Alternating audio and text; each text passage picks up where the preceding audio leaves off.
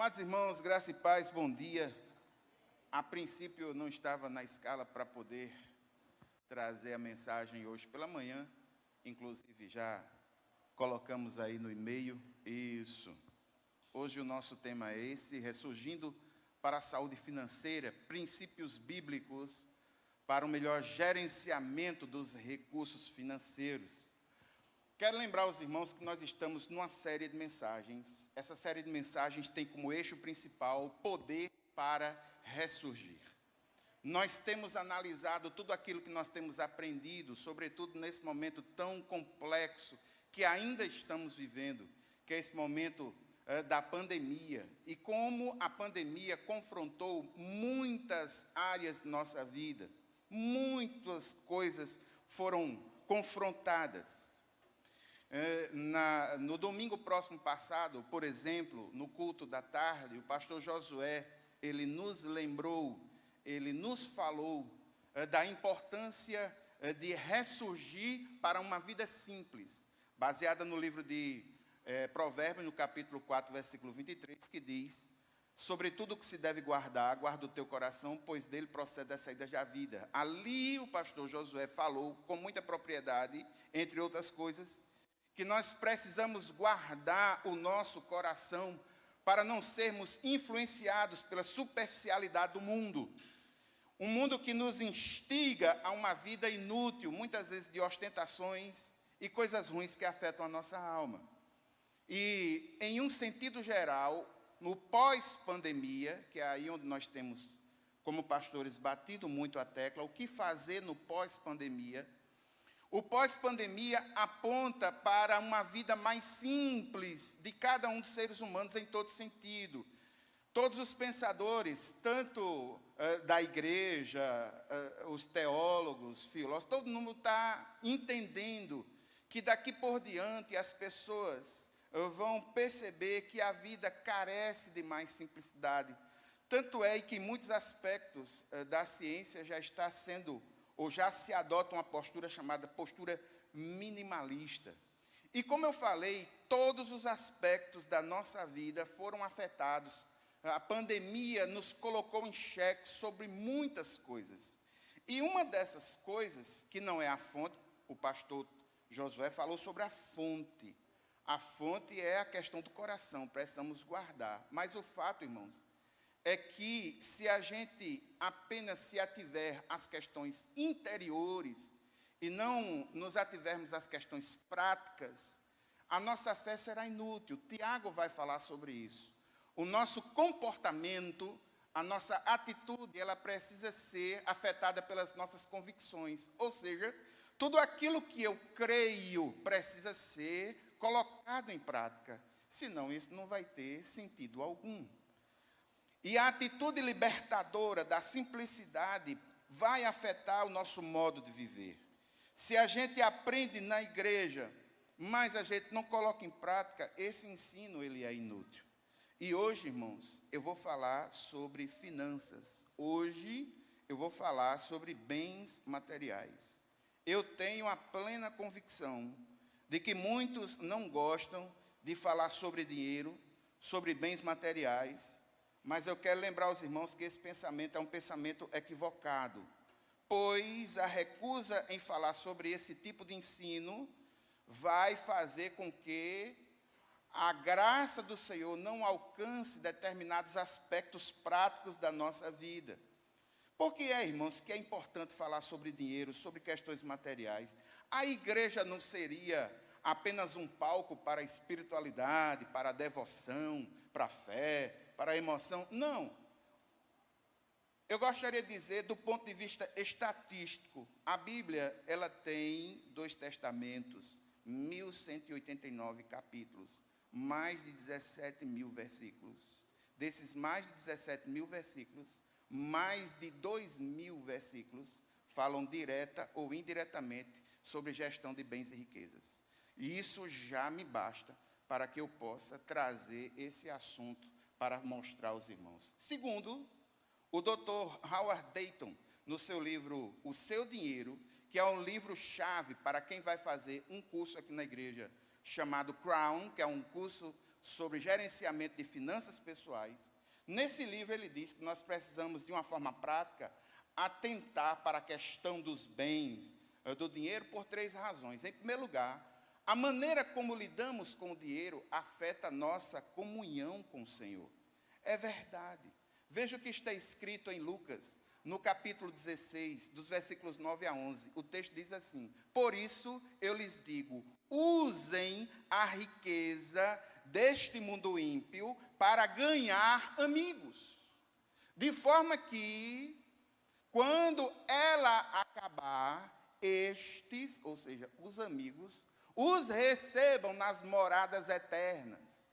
Quem é fiel no pouco, também é fiel no muito. E quem é desonesto no pouco, também é desonesto no muito.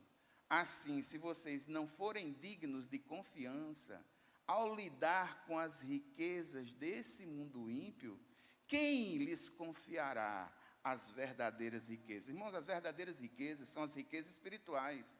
Existe uma realidade, uma consonância com a forma como nós lidamos com o dinheiro, com os bens materiais. Eles mostram muito da nossa qualidade de vida espiritual. E aqui eu vou dizer, logo cortar, eu não vou falar sobre dízimos e ofertas, porque aqui, irmãos, nós já conseguimos ver que a questão dos dízimos e das ofertas é uma atitude de fé e dá àquele que tem generosidade, liberalidade no seu coração e que pode dizer, o meu coração é do Senhor. Tchau. Segunda coisa, as posses competem com o Senhor pelo domínio da nossa vida. As posses ficam lutando do nosso coração pelo espaço que o Senhor pode ter nele. É o que o texto bíblico diz em Mateus, no capítulo 6, versículo 24, ele diz: ninguém pode servir a 2 senhores, pois odiará um e amará o outro, ou se dedicará a um e desprezará o outro. Vocês não podem servir a Deus e ao dinheiro. De uma forma muito clara, você vê que ele coloca que há uma ruptura, há uma briga. Algumas versões bíblicas dizem, vocês não podem servir a Deus e a Mamon. Irmãos, Mamon, no Novo Testamento, foi o único demônio que Jesus registra essa potestade pelo nome. E é um demônio que é muito forte. Nós estamos falando sobre uma realidade muito forte. A gestão de bens e riquezas é uma coisa muito forte. Há uma luta. Muitas vezes essa luta querendo tomar conta do nosso coração. Por um terceiro momento, inclusive, o Dr. Howard Dayton ele disse que o dinheiro toma o nosso tempo. É verdade. A maneira como nós lidamos com o dinheiro toma a maior parte da nossa vida. Sabe por quê, irmãos? Durante uma semana comum, a gente passa o tempo trabalhando para ganhar o quê? Em determinados momentos, a gente se reúne com a esposa, porque precisa de alguma coisa, tem que fazer um planejamento. Planejamento para gastar o quê? Dinheiro. Muitas vezes a gente fica pensando, quando tem um recurso sobrando, a gente fica pensando como é que pode investir, ou como é que pode ofertar. O dinheiro faz parte da nossa vida, através dos valores, da ligação, de como nós encaramos essa realidade, vai mostrar muito, muito daquilo que é da nossa espiritualidade. Isso é um fato. Irmãos, infelizmente, muitos têm utilizado, se eu vou aqui utilizar uma ilustração do século XIII. No século XIII, no período das cruzadas, muitos mercenários foram contratados para lutar com os cruzados nas cruzadas contra os avanços no mundo, do mundo islâmico, sobretudo na Europa e até mesmo no Oriente Médio.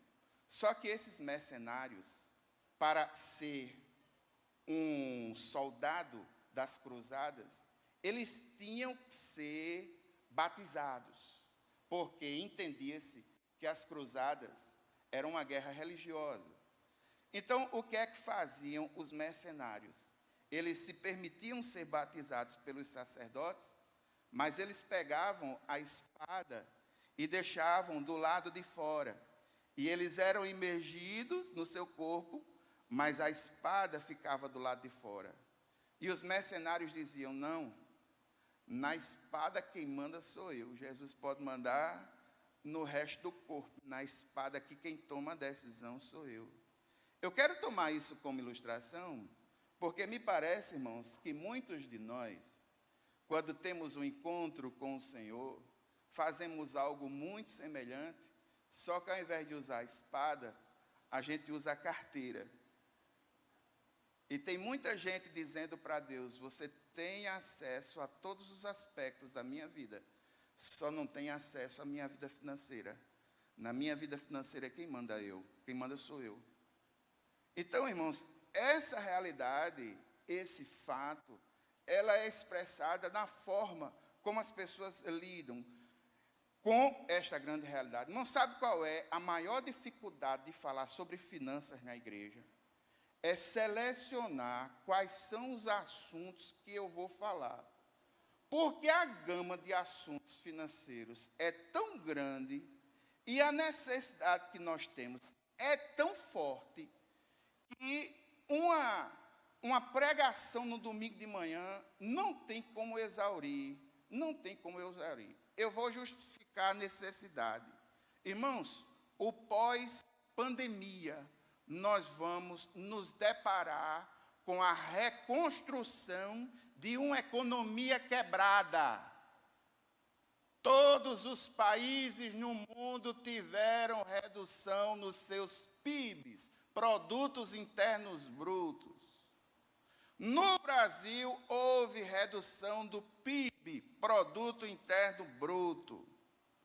A Fundação Getúlio Vargas diz que no começo desse ano, já no mês de janeiro, fevereiro, as estatísticas apontam para uma triplicação da linha de pobreza no Brasil. 9 milhões de pessoas viviam com salário menor do que R$ 246. Depois da pandemia, passou de 9 para quase 27 milhões de pessoas. De 9 para 27, a pobreza aumentou. Irmãos, o desemprego aumentou. O custo de vida tem aumentado. Nós temos vivido uma reforma, chamada reforma previdenciária. Não é só no Brasil, não, é no mundo. Existe um movimento de reengenharia financeira no mundo. E isso vai afetar o Brasil. Em afetando o Brasil, afeta os seus estados. Em afetando os estados, afetam o município. Em afetando o município, afetam as famílias. Afetando a família, afeta você. Nós precisamos olhar da Bíblia, aprender com a Bíblia, para que nós possamos tomar novas decisões financeiras. A nossa postura quanto a essas questões haverá de mudar, isso é um fato. Agora, irmãos, aí eu meditei, ontem eu passei o dia inteiro orando e meditando, meu Deus, para falar sobre finanças para a igreja, em menos de 1 hora, meu Jesus, aí o que é que eu vou fazer, meu Deus? Aí me veio uma estratégia. Dos mais de 2.000 versículos que a Bíblia tem, que falam sobre isso, eu vou mostrar aos irmãos aqui alguns dos mais importantes versículos que falam sobre as 5 principais coisas básicas que você precisa saber para você gerenciar os seus bens, seus recursos, à luz da palavra de Deus. Primeira grande coisa dos princípios básicos. Deus é dono de tudo o que eu tenho. Repita comigo. Deus é dono de tudo que eu tenho. Repita de novo. Deus é dono de tudo que eu tenho. Irmãos, você só tem de você mesmo o seu pecado. E até isso foi retirado. O corpo que você tem não é seu, é templo do Espírito Santo, é o que a Bíblia diz. O tempo que você vive, não é você quem faz. Faça um dia com 30 horas. Duvido. Você anda no tempo que Deus faz. Ele é que é o Senhor do tempo. Ele colocou aí uma hora, tem 60 minutos, um minuto tem 60 segundos. Eu duvido aqui alguém mudar isso. Eu duvido essa lei ser revogada em alguma Câmara, em algum Senado. Duvido. Não tem que alterar isso, não. Isso está no poder do Senhor. Ele é dono do tempo. Ele é dono do recurso. A família que você tem foi Ele quem deu. Se você está vivo e respira, é por causa da vontade dEle. Só que muitas vezes, irmãos, a gente se esquece disso e gerencia as coisas como se Deus não existisse. Deus é dono de tudo que nós temos. Salmo 24, versículo 1 diz: do Senhor é a terra e tudo o que nela existe, o mundo e os que nele vivem, sua família é do Senhor. Seus recursos do Senhor, o tempo que você usa do Senhor, os talentos que você tem, foi o Senhor quem deu. As habilidades que você tem, foi o Senhor quem deu. Veja o que está escrito em Romanos, no capítulo 11, versículos 35 e 36. Lá diz: quem primeiro lhe deu para que ele recompense? Ninguém. Versículo 36. Pois dele, por ele, para ele são todas as coisas. A ele seja a glória para sempre. Amém.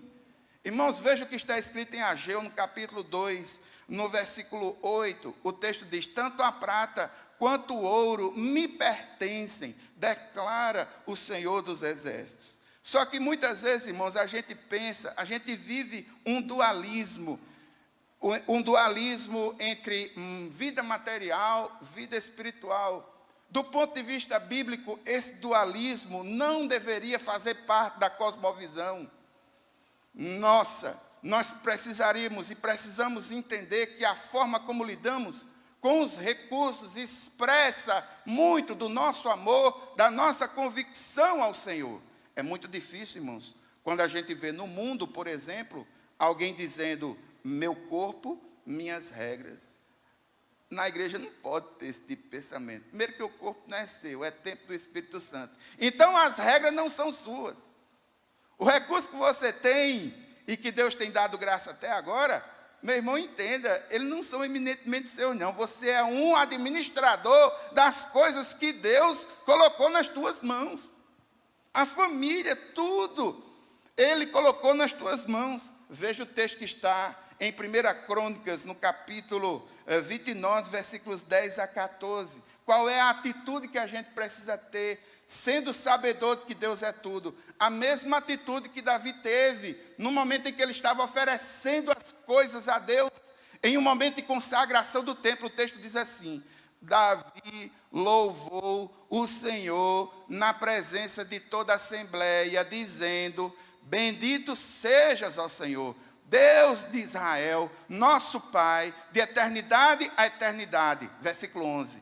Teus, ó Senhor, de Deus, olha, são a grandeza, o poder, a glória, a majestade e o esplendor, pois tudo o que há nos céus e na terra é teu. Tudo o que há nos céus e na terra é teu. Teu, ó Senhor, é o reino. Tu estás acima de tudo. A riqueza e a honra vêm de ti. Tu dominas sobre todas as coisas. Nas tuas mãos estão a força e o poder para exaltar e dar força a todos. Olha a atitude que Davi tem diante do Senhor. Olha que como rei, ele dispôs dos recursos, colocando, oferecendo ao Senhor. Mas com que atitude? Agora, nosso Deus, damos-te graças. Ou seja, a atitude que Davi tinha no seu coração era uma atitude de gratidão.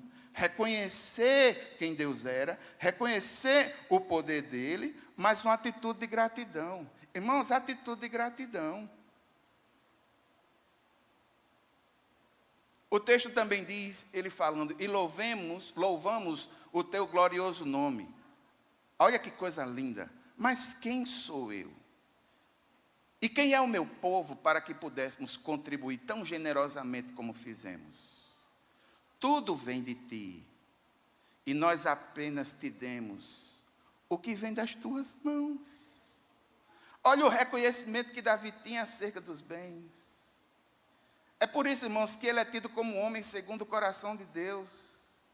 Ele tomou as decisões certas, nas horas certas. Ele tinha gratidão no seu coração. Ele tinha reconhecimento no seu coração. Ele tinha reverência no seu coração. Ele tinha gratidão no seu coração. Ele tinha um coração generoso.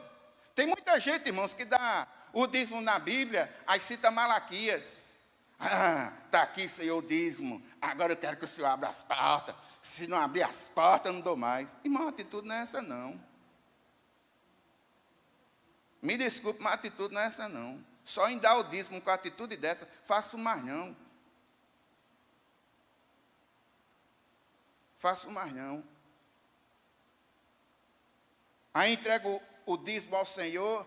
Senhor, vida ruim, ainda estou com esse fusquinha, meu Deus, não sei o quê. Meu irmão, dê glória a Deus por ele. Em tudo dai glória. Meu irmão, faço não. A boca é murmuradora, a atitude é terrível, é negativa. Irmãos, tudo vem do Senhor. E se tudo vem do Senhor, que a nossa atitude seja de reverência, de gratidão, de honra. Esse Deus que tudo provê, e de fato Ele provê, eu sou uma prova disso, e eu digo aos irmãos, existem milagres financeiros, vários milagres financeiros ocorreram na minha vida, vários, não foi um ou outro não, vários. Às vezes eu fico até constrangido em dizer, vou dizer só um. Irmãos, quando eu comecei a estudar no seminário, eu sempre gostei de ter os meus livrinhos. Aí teve uma disciplina, Panorama do Novo Testamento. E havia um livro que quando eu fui na biblioteca, na livraria, aliás, foi uma livraria antiga que vendia livros usados e livros novos ao mesmo tempo. Quando eu cheguei nessa livraria, havia um livro lá, Panorama do Novo Testamento, do Dr. Roberto Gundry. Eu li esse livro todinho, 2 vezes. Foi o meu primeiro livro de teologia. Sem dinheiro, trabalhando, inclusive, só tinha um cartão de crédito. Eu disse, Senhor, eu vou comprar esse livro. Orei, Senhor, eu quero, Senhor, me ajuda, eu quero fazer o melhor para ti. Tinha crédito, tudo bem, passei o cartãozão. Aí, irmãos, eu sou formado em contabilidade. Houve uma época na minha vida que até os centavos do meu controle batia com o dinheiro que eu tinha no bolso, até os centavos. Eu tinha um controle financeiro tão rígido que eu ganhei um contrato com um cliente depois de um almoço. Sabe como? O cara almoçou comigo, ele pagou a conta e eu paguei a minha. Quando eu paguei a minha, que peguei o troco, eu abri o notebook na cara dele e registrei no meu controle financeiro o dinheiro que eu tinha pago e o que eu tinha recebido. Ele olhou para mim e disse, bicho, bate. Eu digo até os centavos. Eu mostrei o programa para ele. Quando eu mostrei o programa para ele, ele disse, eu quero contratar tu para controlar as finanças da minha empresa. São 1.600 lançamentos por mês. Tu queres gerenciar lá? Ganhei um contrato. Eu sabia, meu irmão, para onde ia cada centavo da minha vida. Só que isso se transformou numa loucura. E eu, como contador, fui muito nessa vibe. Graças a Deus, o Senhor me libertou disso. Eu tenho meu orçamento e sei, mas também eu não estou mais assim, não, certo? Graças a Deus. Mas eu era criterioso, terrível. Mas louvado seja o nome do Senhor. Posso dizer com todas as letras, Deus tem sido grande conosco. E o milagre do livro, o que foi, pastor? Foi simples demais. Quando chegou na hora de pagar a fatura, eu vi a fatura e o livro não estava lá. No primeiro mês, eu deixei para lá. Quando foi no segundo mês, recebi a fatura, o livro não estava lá. Aí eu peguei as 2 faturas e fui na livraria. Eu disse, aconteceu um problema aí. Eu comprei o dinheiro, mas não veio aqui. Eu levei até o dinheiro para pagar. Aí o dono da livraria, não se preocupe não, foi pago. Está aqui.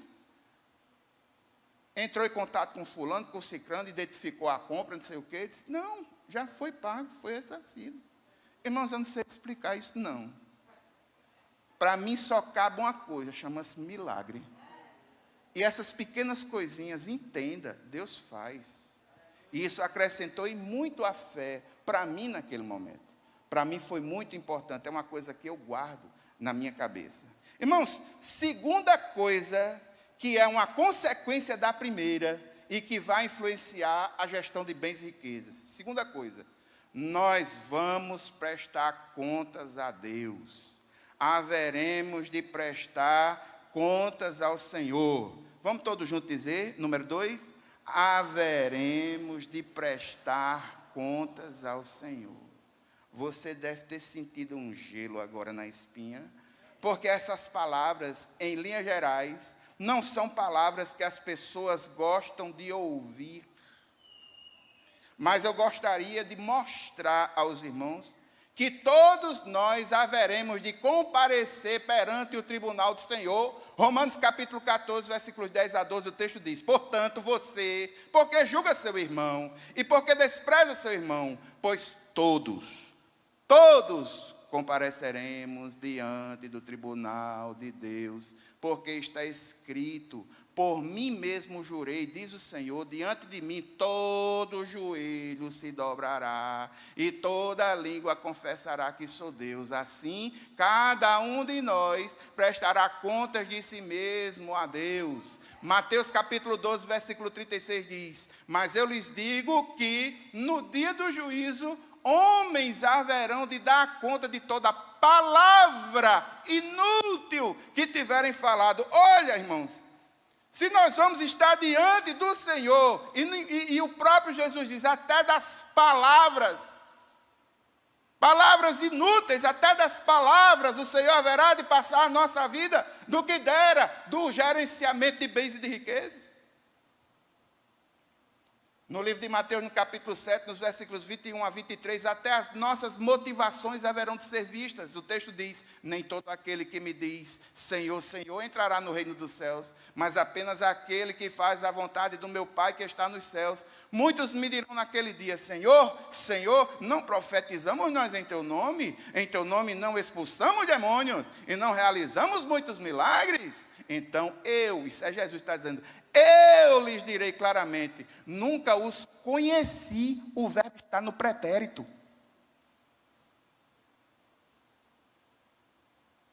Ele não diz eu conheço, ou conheço, ele diz conheci. Ou seja, as pessoas fizeram as coisas para Deus, em nome de Deus, com as motivações erradas. E o Senhor vai dizer, meu filho, eu nem conheci você. E olha que foram milagres, maravilhas, muitas coisas que foram realizadas. E triste é ouvir do Senhor dizer, afastem-se de mim vocês, que praticam o mal. Irmãos, tudo virá à tona quando estivermos diante do Senhor. Eclesiastes capítulo 12, os versículos 13 e 14, isso também é falado no Antigo Testamento. O livro de Eclesiastes é um livro muito interessante. Salomão já está na velhice, ele está azedo. Se eu tivesse de representar o livro de Eclesiastes numa fruta, seria um limão. Ele está azedo, ele critica tudo, todas as coisas que estão ao seu redor, mas quando chega no último capítulo, ele diz, olha, sabe uma coisa, sabe qual é o resumo da vida? O resumo da vida é esse, versículo 13. Agora que já se ouviu tudo, aqui está a conclusão. Tema a Deus e guarda os seus mandamentos, pois isso é o essencial para o homem, pois Deus trará a julgamento tudo o que foi feito, inclusive tudo o que está escondido, seja bom, seja mal. Em Lucas, no capítulo 12, versículo 2, diz: não há nada escondido que não venha a ser descoberto, ou oculto que não venha a ser conhecido. Ou seja, meu irmão, você, eu, todos nós, vamos prestar contas a Deus. Vamos estar diante dEle, nada estará oculto diante dEle. Todas as coisas, até mesmo a gestão dos nossos recursos, das nossas habilidades, a gestão do tempo, as nossas motivações, tudo haverão de ser revistos diante do Senhor. Nós precisamos ter essa consciência. Então, meu irmão, quando você estiver adquirindo bens ou gerenciando os seus recursos, entenda que seja feito para a glória de Deus e que você vai prestar contas de tudo isso. Terceira grande verdade: não devemos amar ao dinheiro. Todos juntos, vamos lá? Não devemos amar ao dinheiro. As coisas devem ser usadas, as pessoas devem ser amadas. Não inverta isso. Não ame as coisas e não use as pessoas.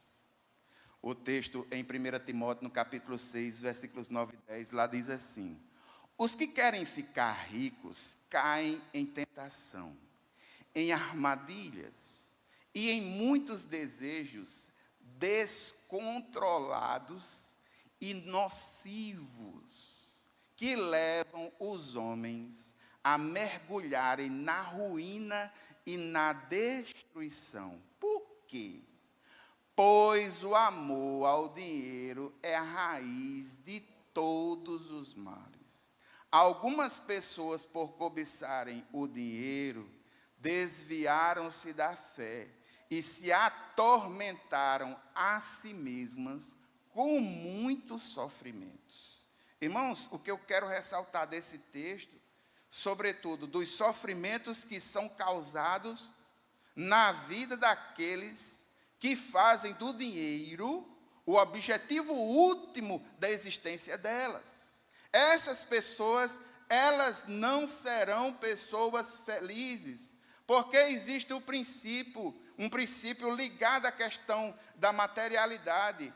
Aquilo que lhe possui, aliás, aquilo que você possui, em um determinado momento, acaba possuindo você. Preste atenção no que eu estou falando. Aquilo que lhe possui, em um determinado momento, acaba lhe possuindo. Às vezes a pessoa mora numa casinha bem simples. Aí tem um problema assim, casa apertada, tal. Eu queria ir para uma casa maior. Eu queria ir para uma coisa maior. Só que na casinha simples dele, num apartamentozinho pequenininho dele, a manutenção é ligeirinha. Quando tem um furo, um negócio numa telha que começa a chover dentro de casa, ele mesmo pega uma escada, vai lá na lateral e junta as telhas tudo de novo, porque o gato passou e fez assim, aí a telha sai do lugar, ele vai e junta de novo. Aí tem um probleminha dentro de casa, ele vai botar uma torneira, ele não vai precisar colocar uma torneira Deca de R$350. Ele vai ali no irmão Josnaldo. O irmão Josnaldo, depois de uns 40 minutos de conversa com ele, o irmão Josnaldo vai vender aquela torneirinha bem legal e que atende ali as necessidades. Não precisa. Agora, meu irmão, quando ele sai da casinha pequena, que ele vai para uma casa grande, 4 quartos, quarto suíte, 3 não sei o quê, dependência de empregada, sistema de segurança, portão eletrônico. Meu irmão, quebrou o motor do portão, é R$700. Eu estou dizendo uma coisa que acontece, os irmãos sabem disso melhor do que eu. Quando dá quebradeira em casa, quebradeira, quebra motor de portão, quebra engenho, negócio da descarga do banheiro, quebra o negócio do ar-condicionado, quebra o micro-ondas, a TV queima, quebra não sei o que lá atrás, que agora está entupindo. É tudo uma vez só. Eles se unem assim contra vocês. Qual é o mês? Vai ser em junho. Viu? Avisa aí. Avisa a geladeira. Avisa tudo aí, os eletrodomésticos. A gente vai quebrar tudo em tal mês. Aí quebra tudo de uma vez só. Meu irmão. Se a gente tivesse uma vida mais simples. As coisas nos dominam. Aquilo que a gente ganha acaba nos dominando, acaba nos possuindo. Essa é a verdade. Agora, qual é a essência? O dinheiro traz consigo essa maldição. Se você ama, ele é a raiz dos males.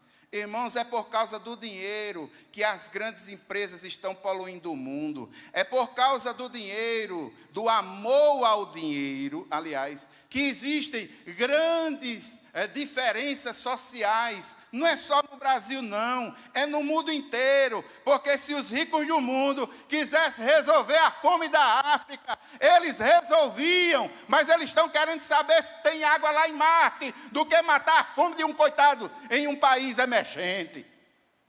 Sabe por quê? Por causa do amor ao dinheiro. E o fato de dizer que vai construir o primeiro condomínio lá em Marte. É o amor ao dinheiro que mantém esse sistema terrível que nós estamos vivendo. Veja Mateus, no capítulo 6, versículo 19 a 21, o texto diz: não acumulem para vocês tesouros na terra, onde a traça e a ferrugem destroem, e onde os ladrões arrombam e furtam, mas acumulem para vocês tesouros no céu, onde a traça e a ferrugem não destroem, e onde os ladrões não arrombam nem furtam, porque onde estiver o seu tesouro, onde estiver o seu coração, aí também estará o seu coração. Ou seja, aquilo que você valoriza está no centro do seu coração. E se aquilo que não que valoriza não for o Senhor, você estará adorando os bens materiais. Esse é o grande problema. A boca fala aquilo que o coração está cheio. Converse com um cara que é materialista para você ver como é podre a conversa dele. É só coisa fútil, é só coisa inútil, é só ostentação. Irmãos, Mateus no capítulo 13, no versículo 22, a parábola do semeador. Eu gostaria que você prestasse atenção a isso. A parábola do semeador é uma parábola muito interessante. O semeador saiu a semear. Aí ele sai jogando as sementes. E essas sementes caem em 4 tipos diferentes de solo. O primeiro tipo é um solo muito duro, que as águias vêm e comem aquilo que foi plantado. Ali, inclusive, ele já explica dizendo que o maligno foi e retirou, né? O último solo é o solo produtivo. Né? Naquele solo produtivo, o que foi plantado deu a 30, a 60, a 100. Desde não ter produção nenhuma, até ser produtivo. No meio, tem aquele tipo que é afetado. O coração é superficial. E quando ele fala sobre a superficialidade do coração, ele cita um grupo, Mateus 13, 22. Quanto ao que foi semeado entre os espinhos, este é aquele que ouve a palavra, mas a preocupação desta vida e os enganos das riquezas a sufocam, tornando-a infrutífera. Sabe por quê, irmãos? Porque as riquezas, elas vão combater no coração do camarada. Quando chegar o momento da devocional, que ele se ajoelhar, o pensamento dominante na sua cabeça não vai ser a glória do Senhor, mas os bloquetes de cobrança que ele vai ter que honrar na terça-feira, percebe? Percebe? Veja como afeta de forma prática a nossa vida. Irmãos, veja que a parábola do semeador nos traz uma grande luz. Nós precisamos lidar com os recursos que o Senhor nos dá, à luz da palavra, para que a gente não venha a ser improdutivo e que as preocupações da vida não sufoquem a nossa vida devocional diante do Senhor. Amém? Vamos para a quarta verdade, e aqui o ponto-chave do ensinamento de hoje. Se você compreender isso assim, é outro ponto fundamental. Contentamento. Repita comigo. Contentamento. Mais uma vez. Contentamento. Agora repita. Inconstitucionalíssima. Brincadeira. Irmãos, contentamento. O que é contentamento? Contentamento, irmãos, é você ser contente com o que você tem. O contentamento é uma atitude, uma condição de estar satisfeito com o que temos. E não anelar ou desejar mais do que é o necessário para viver. Ser contente com o que tem. Se você entender isso, meu irmão, você vai se livrar dessas contas terríveis que você acha que fez um bom negócio, comprando uma TV numa promoção em 24 pagamentos e vai ficar escravo de uma dívida de cartão de crédito no prazo de 2 anos. E às vezes compra uma coisa que não precisa. Irmãos, isso afeta. Eu estou dizendo uma coisa que eu conheço. Sabe por que eu conheço? Porque eu faço. Todo mundo tem, meu irmão, aquela área que é a chamada sonho de consumo, né? Qual é o meu sonho de consumo? O que eu gosto de ter? Eu vou ser sincero, e de muitos até, aqui dentro da igreja, eu gosto de livro. Só, irmão, chegou um determinado momento que eu comecei a ver que eu estava comprando os livros, fazendo a higienização dele e botando na estante. E quando eu comecei a ver que eu estava comprando livro que eu já tinha, foi que o Espírito de Deus disse: ei, meu irmão, tem calma aí, tu está errado. A que comprar esses livros todinho, se você não vai ter cabeça para ler isso tudinho? Aquilo que você vai usar, tenha. Aquilo que você não vai usar, não precisa ter. O Senhor é o meu pastor.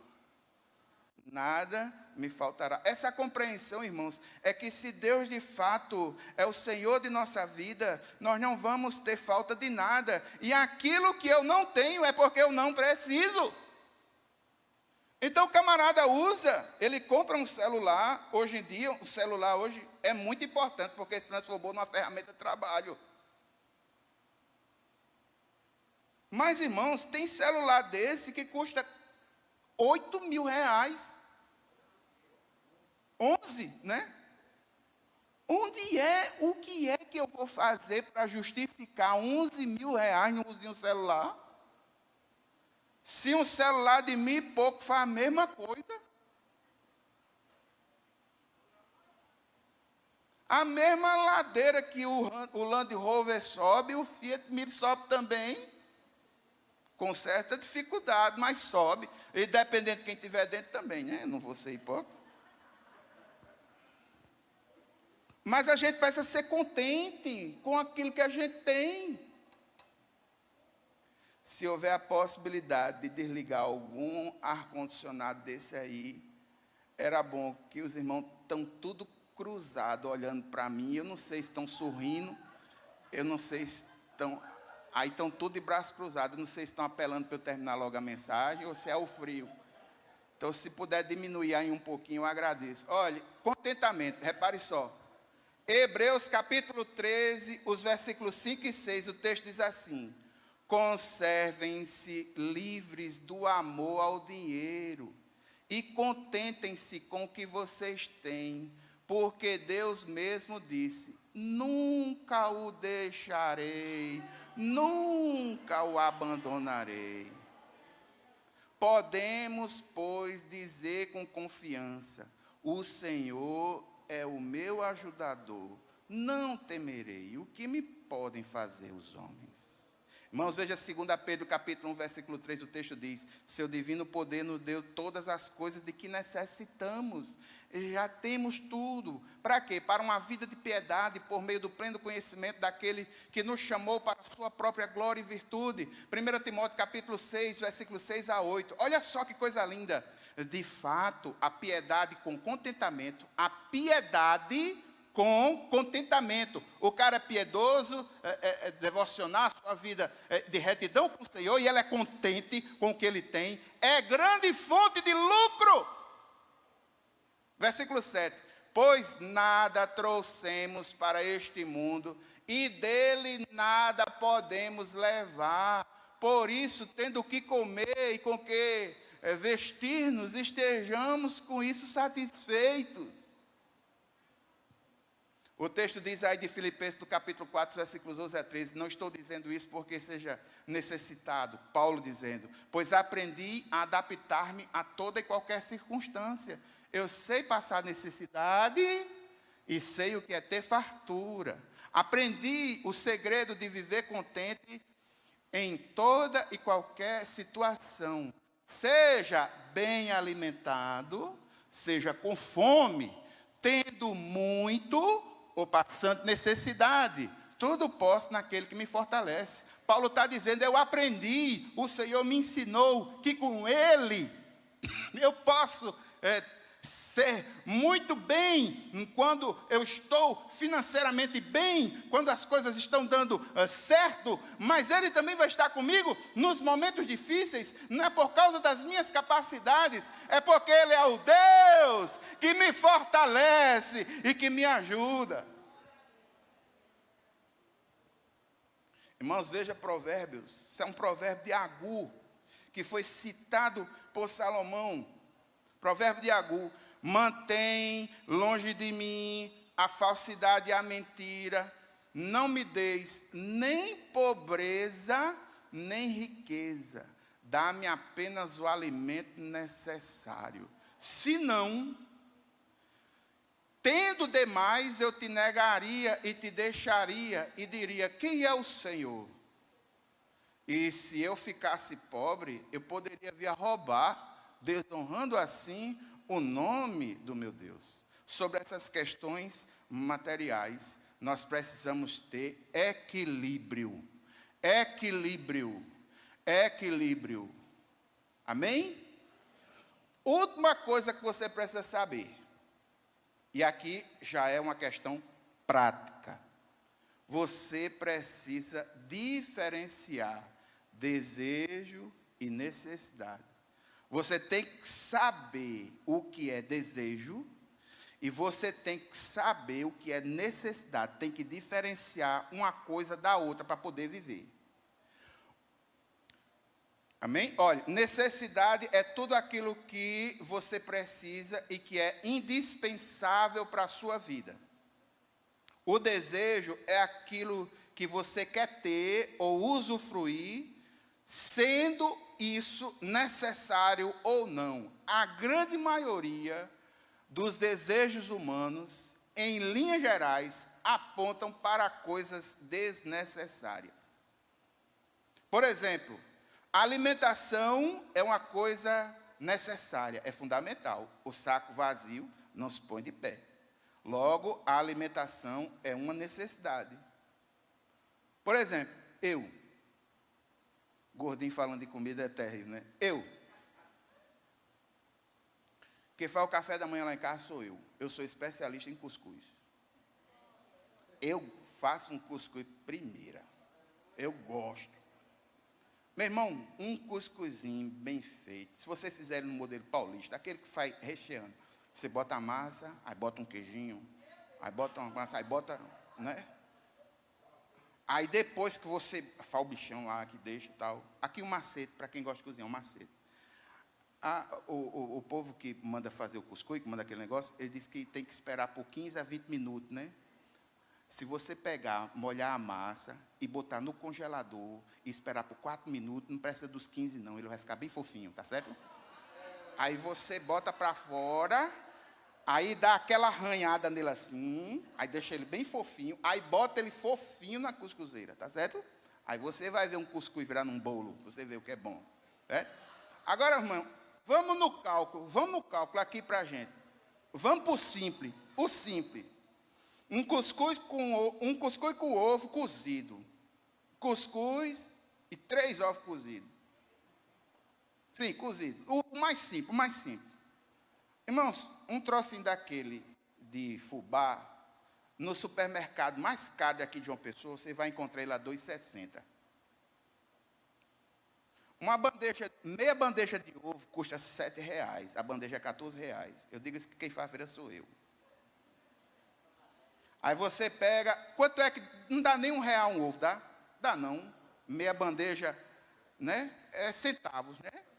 Pronto, 60, pronto. R$ 5,00. Aí você junta com um café, com leite, e no caso do cuscuz, não pode ser aquela xicrinha, chinfrim, tem que ser logo uma coisa mais potente, mais robusta. Você termina o café, meu irmão, você está com energia para trabalhar até meio-dia, não vai lhe dar fome. Isso é necessidade, eu estou me alimentando. Agora você pode ter o desejo de comer caviar. Olha aqui o caviar. Isso aí é um caviar chamado caviar beluga. Custa $25 mil o quilo.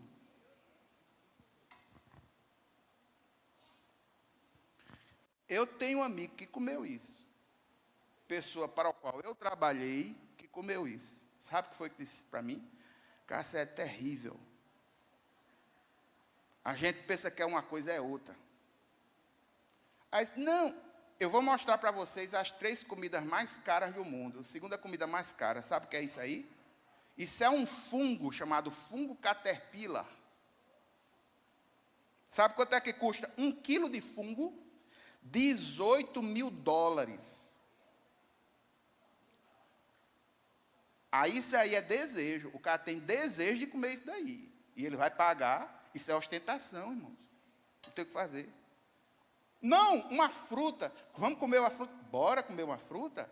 Essa aqui, uva, chamada uva rubi roman, japonesa. O quilo, $13.300. Irmão, comprar um cacho de uva desse, eu estou comprando um carro popular. Comer uma coisa dessa é ostentação. Agora, o que me dói no coração, gente, é porque tem gente que come isso de manhã, de tarde e de noite, enquanto muitos estão passando fome. Aí isso dói no coração. Mas saiba diferenciar o que é necessidade. Saiba diferenciar o que é desejo. Tem muitas coisas que a gente executa que é por desejo de ter, mas não é necessidade. Cada compra, analise, veja. Aí, Filipenses 4,19, o meu Deus suprirá todas as necessidades de vocês, de acordo com as suas gloriosas riquezas em Cristo Jesus. Você crê nisso? Mateus, no capítulo 6, versículos 25 e 26, para a gente encerrar essa questão dos textos. O texto diz, portanto eu lhes digo, não se preocupem com as suas próprias vidas, quanto ao que comer ou que beber, nem com seus próprios corpos, quanto ao que vestir. Não é a vida mais importante do que a comida e o corpo mais importante que a roupa? Observe as aves do céu, não semeiam, nem colhem, nem armazenam em celeiros. Contudo, o Pai Celestial as alimenta. Não tem vocês muito mais valor do que elas? Irmãos, a ansiedade pelas coisas da vida não pode ser o estilo daquele que diz crer no Senhor. A ansiedade não pode ser a base da nossa vivência aqui na terra. Esse é o princípio norteador e ético deste ensino. Por quê, irmãos? Porque essas coisas são naturais. Agora coloquemos o Senhor em nosso coração, levantemos a cabeça, partamos para a luta, que o Deus que está em nós é maior do que o que está no mundo lá fora. Existem muitos ensinos, irmãos, muitos ensinos. Inclusive, o doutor Ebenezer Bittencourt, que é um dos líderes de um seminário chamado AGAI, de treinamento de líderes, ele diz o seguinte, olha, quando você tiver com abundância, entenda que Deus pode estar lhe dando a oportunidade de contribuir generosamente para a obra dele. Segundo, ele diz o seguinte, olha, quando você for tomar decisões que envolvam dinheiro, reflita. Não toma decisão por impulso. Outra coisa, tenha um orçamento, os seus gastos, as suas despesas, bota ali na ponta do lápis, saiba para onde vai, não seja um doidão como eu fui, mas que você tenha um orçamento, tenha uma ideia, tenha um controle. Você não pode, o recurso financeiro, ele é um recurso que se exaure, ele acaba e você tem que exaurir, você tem que gastar ele da forma certa, no momento certo. Gaste somente aquilo que você tem, não desperdice com besteira, não peça emprestado, não seja avalista, procure não dever nada a ninguém, não faça sociedade com pessoas que não tenham o mesmo tipo de valor que você tem, ou que não enxergam o mundo do mesmo jeito que você enxerga. E na vida profissional, meu irmão, seja o melhor profissional dentro da sua área, conforme a capacidade que Deus tem te dado. Trabalhe duro, porque é com o trabalho que a gente obtém as coisas. Orando, clamando ao Senhor, como se tudo dependesse dEle, mas também trabalhando, como se tudo dependesse de nós. Irmãos, tem chegado pedidos de oração aqui, mas me perdoe, eu não posso terminar os pedidos de oração que não tenha vinculação com aquilo que foi apresentado hoje pela manhã, pela palavra. Deus é o dono de tudo que temos, nós vamos prestar contas a Ele. A gente não pode amar o dinheiro, nós precisamos ter um contentamento com atitude e diferenciar os desejos e as necessidades. Eu gostaria, irmãos, de fazer 4 orações específicas para encerrar o culto. Neste primeiro momento, eu gostaria, irmãos, de fazer uma oração de gratidão. Gratidão, sim. Sabe por quê, irmãos? Eu vou mostrar um motivo de gratidão e de uma coisa que muitos tinham medo, mas que não aconteceu. Sabe o que foi? A pandemia, e a gente já vai mais de ano lutando contra essa pandemia, e no nosso país não houve crise de abastecimento, nem teve problemas sérios no que tange essa questão. A gente não viu pessoas arrombando, houve logo no início por medo, mas em linhas gerais no Brasil não houveram crises de desabastecimento. E outra coisa, irmãos, tem muita gente que pode agradecer ao Senhor hoje, porque em meio à pandemia está com as suas contas pagas e tem comida nos celeiros. Tem gente aqui que está nessa situação? Louvado seja o nome do Senhor, pois me permita orar agradecendo a Deus. Isso é para a gente agradecer, irmãos, é para ter a atitude de Davi. Agradecer, não está passando fome, não está tendo necessidade. Não é a realidade de todos, mas muitos estão sob essas condições. É necessário agradecer. Pai eterno e santo, Deus poderoso, eu quero colocar nas tuas mãos, Senhor, em primeiro lugar, um coração de gratidão. Gratidão, Senhor, porque a essa altura do campeonato, nesse momento, Senhor, as contas estão pagas. Nós temos o que nos alimentar. Meu Deus, meu Pai, te agradeço pela riqueza que é o nosso país. Pai eterno, no nosso país não houve desabastecimento. Senhor, louvado seja o teu santo nome. Existe pobreza, existe falta de emprego, a economia foi danificada, e neste sentido colocamos o Brasil nas tuas mãos e te pedimos, Deus, intervém em nome de Jesus. Muito obrigado, ó Pai, nós oramos no nome de Jesus, amém. Segunda oração que eu gostaria de fazer, irmãos, existem pessoas, existem irmãos que estão passando por problemas, por dificuldades financeiras, e que precisam da ajuda do Senhor, e que precisam a que portas sejam abertas. Às vezes são pessoas que perderam o emprego, às vezes são pessoas que por força das circunstâncias estão sendo remanejadas, né? Porque tem setores que diminuíram, coisas assim. Eu conheço muitos profissionais do setor público que estão sendo obrigatoriamente remanejados de um lugar para outro. Então, muitos problemas. Muitos problemas têm acontecido. Tem gente que tem na família, ou está sendo afetada diretamente. A família já tem sido atacada de várias formas e agora está sendo atacada do ponto de vista financeiro. E nesse sentido, irmãos, eu gostaria, não para fazer distinção, mas eu gostaria de pedir a que todos nós ficássemos em pé para movermos um clamor nesse sentido. A gente mover um clamor para que as pessoas que estão passando por problemas financeiros, que o Senhor levante meios, toque nos corações, sensibilize o que for.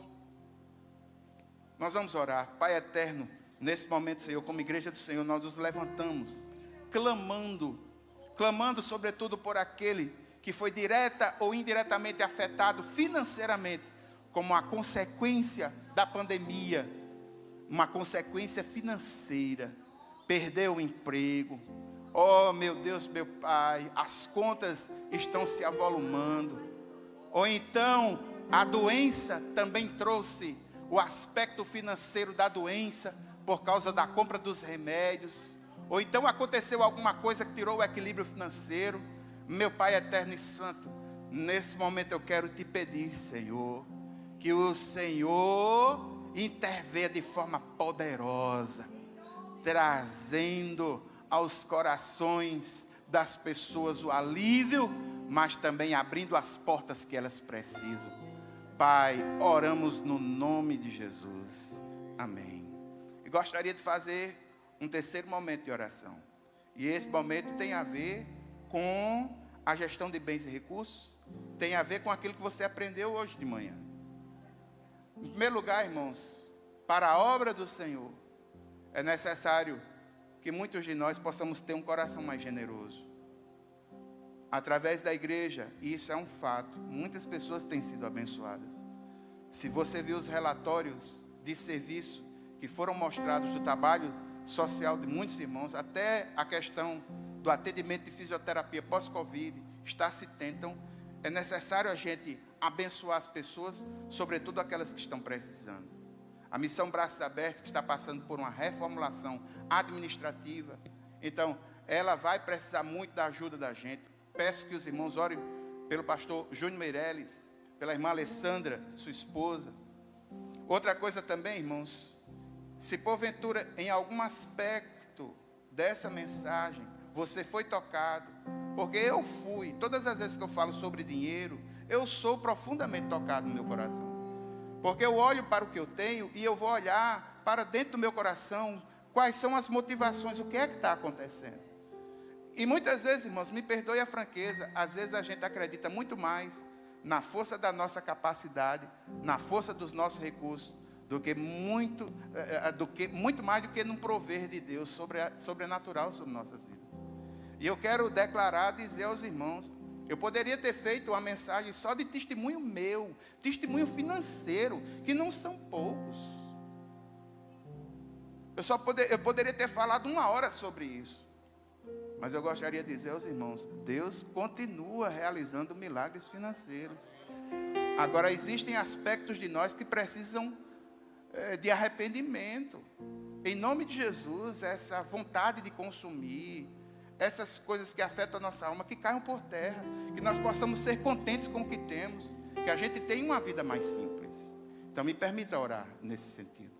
Pai eterno e santo, Deus poderoso, nessa manhã nós queremos nos arrepender diante do Senhor. Se a gente tem andado de alguma forma, aqui o teu nome não seja glorificado, meu Deus, meu Pai, eu quero te pedir que o Senhor nos ajude a corrigir. Que o teu Santo Espírito nos ajude a andar conforme as tuas santas Escrituras. Pai, eu quero colocar nas tuas mãos a nossa vida. Também eu quero pedir, Deus, no nome de Jesus, que o Senhor conceda a muitos de nós e a mim um coração mais generoso para a tua obra. Um coração mais generoso para as necessidades dos mais pobres. Pai eterno e santo, muito obrigado, Senhor, pelas bênçãos, mas nos faz instrumentos do teu reino. Pai eterno e santo, Deus poderoso, nós oramos no nome de Jesus. Amém. Eu gostaria, irmãos, de encerrar esse culto. Nós vamos fazer da seguinte forma. Eu vou fazer a oração final, impetrar a bênção apostólica. e nós vamos encerrar esse culto louvando a Deus. Amém? Pai eterno e santo, Deus poderoso, muito obrigado, pois o Senhor tem falado aos nossos corações. Nos ajuda, Senhor, a glorificar o teu santo nome. Eu peço um final de semana de paz. Livra cada um de nós, sobretudo daquele que se levanta para fazer o mal. Que caia por terra no nome de Jesus. Pai, muito obrigado pela semana que passou. Obrigado por mais uma semana que se inicia hoje. Louvado seja o teu santo nome. Amém. A graça do Senhor Jesus Cristo, amor de Deus, a comunhão e as consolações do Espírito Santo seja sobre cada um de nós, hoje e sempre. Amém, amém. Meu irmão, creia nisso. Nosso Deus ainda faz milagres financeiros. Não se desespere. Deus tem o controle de tudo em suas mãos.